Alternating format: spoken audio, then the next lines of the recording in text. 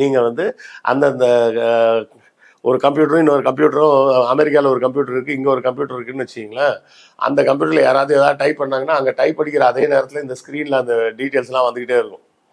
அதைத்தான் குவாண்டம் கம்ப்யூட்டிங்னு சொல்ல ட்ரை பண்ணுறாங்க, முயற்சி செய்கிறாங்க.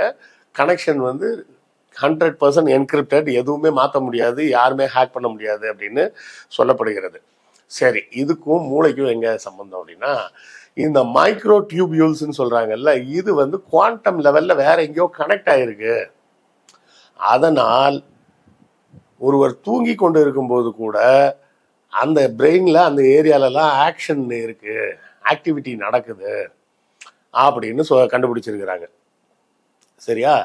உறங்கும் நேரத்தில் கூட மூளையின் இந்த மைக்ரோ டியூபியூல்ஸ்ன்னு சொல்லக்கூடிய பகுதியில் மட்டும் ஆக்டிவிட்டி நடக்குது அப்படிங்கிறத ரிசர்ச்சில் ப்ரூவ் பண்ணியிருக்கிறாங்க. இதை முதலில் எலியை வச்சு பண்ணி பார்த்துருக்குறாங்க, அப்புறம் மனிதர்களுக்கும் சோதிச்சு பார்த்துருக்குறாங்க.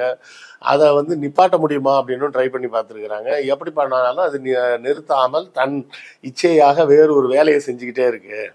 இது வந்து அனஸ்தீஷியா கொடுக்கப்பட்ட பேஷண்ட்டுக்கும் கோமாவில் இருக்கக்கூடிய பேஷண்ட்டுகளுக்கு மட்டும்தான் வேலை செய்யலை, மற்ற நேரம் பூரா இது வேலை செய்யுது அப்படின்னு கண்டுபிடிச்சிருக்கிறாங்க.